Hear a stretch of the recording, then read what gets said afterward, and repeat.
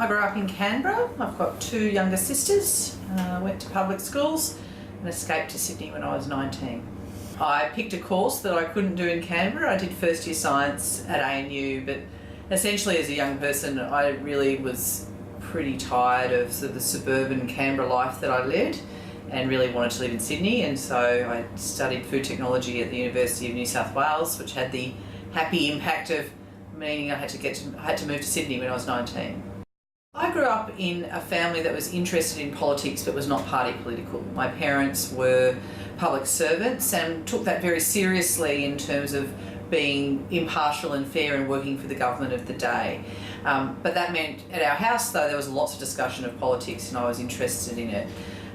As a young person, I really just became more interested in the injustice that I saw in the world and thought that really things had to be better. And for me, my time at university, as I said, I did first year at ANU.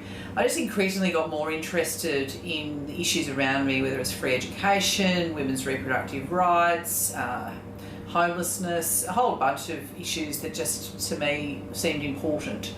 And I didn't do anything about it. I was busy studying and working, but when I moved to Sydney, one of the things I decided I had to do was stop talking about these things, stop having arguments with people at parties, stop just thinking about it and talking about it, but actually take action. So for me, one of the things I did when I first arrived and went to O-Week at University of New South Wales was I decided to join the Labor Club there, and I put my name down, and that was the start of it, really.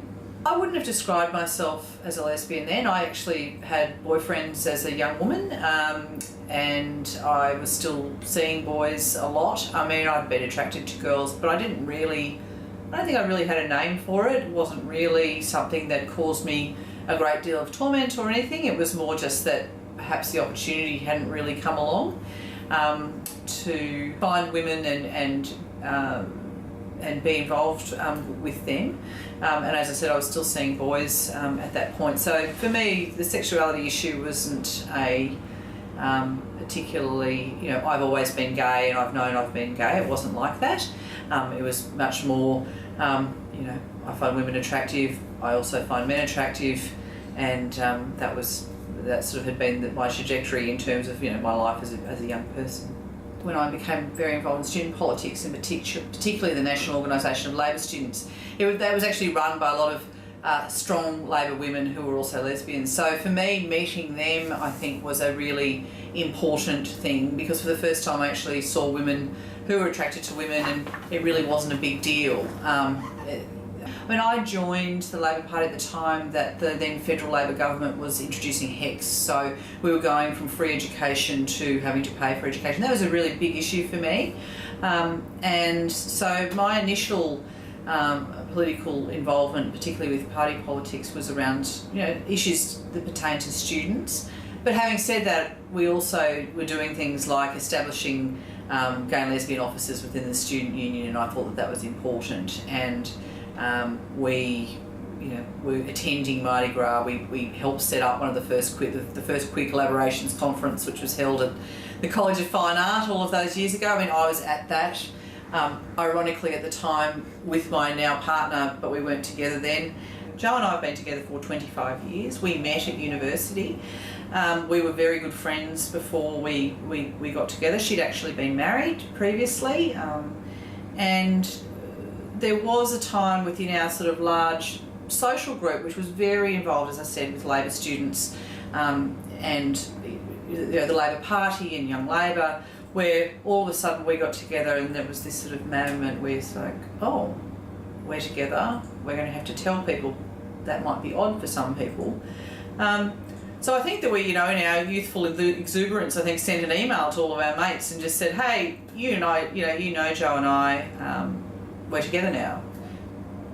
No one cared. It was actually fine. So I think for me, in terms of worrying about sexuality, wondering how that was going to go, I think it's the same thing for everyone who's gay and has to come out. You come out to friends, you come out to family.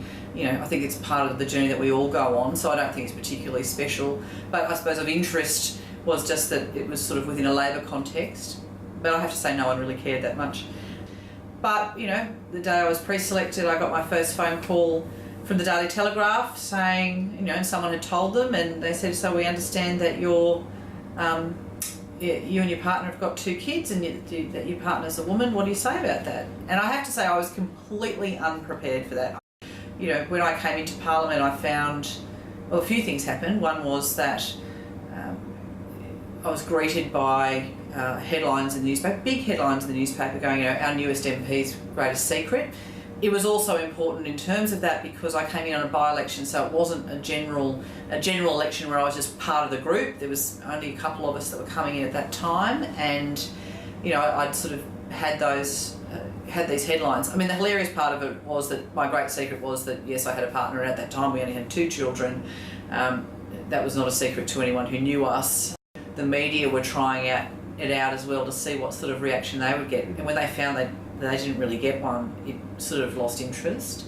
But, you know, it did sort of turn up, you know, the ugly part of some of this, which was that I was greeted on my first day with my one and only piece of personal handwritten hate mail that literally was on my desk when I arrived on the first day of work. Well, I always make this joke that I'm the first openly gay lesbian to be elected to the New South Wales Parliament, but my view very much is that I am not the only lesbian who's served in the Parliament. I'm just the only one who's been prepared to talk about it. And if it was a big deal for some people, I've got to say I never really experienced that. I've never experienced that directly or really even indirectly. If there are people that have got problems, they've kept it well hidden because it's not something that I've ever really worried about within the Labor Party or been concerned about. And we have some very conservative members of the Labor Party, obviously, who have, you know, fought against gay and lesbian law reform the whole way, but they've lost every fight that they've taken on, or like I like to say is that, you know, Rainbow Labor and others have won every fight that we've taken on, and so it's never really, as I said, not been an issue. Misogyny is a much bigger problem, I think, than homophobia, in my experience. And that's partly because our parliaments are very male-dominated. They're very male-dominated institutions. Our political parties are still male-dominated. It's gotten much better over time within the Labor Party. I think that, I mean, I now sit in a caucus where 40% of women around the cabinet table. I think it's made a huge difference, and I think that our party and our parliaments are better for more women being in them. Without women in there, don't assume that you're going to be counted. And in the decision making that we're trying to do within Parliament and in the decision making we're trying to make for the community, the issues that women really care about, I think you need women there to do them. And with an absence of that, I think there's an absence of understanding about some of that.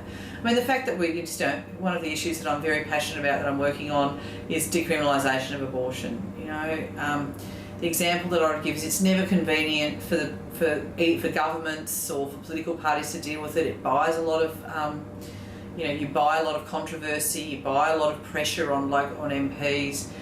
But it's actually, since we've got more women in the Parliament and more women in the Labor Party, that I think we're actually going to be able to get the momentum to finally get there. There's always been good women trying to raise it, but frankly it's not an issue that the blokes take up, and for something that I think is so fundamental to women's equality, I think misogyny is probably not the right word, but it's just the failure for our parliaments to look like the community, and that means 50% women, I think, shows in our decision making. Being an openly gay member of Parliament actually matters to people in a way that you don't really quite understand. People see that visibility as being important. The normality of it. Me bringing my partner to a very boring function, she may not be particularly thrilled by it, but I often have people say to me, oh, it was really good to see you both there, and to see this is just something that is completely normal, something that's completely accepting. And I think for people who are really struggling with their sexuality and worry about what their club or their social group outside of their immediate friends and family, I think that it gives them a lot of comfort that actually, you know what, no one really cares that much, and Australians are actually wonderfully accepting and fine. And a lot of our internalised fears about those issues, I think, go away when you have people who just turn up.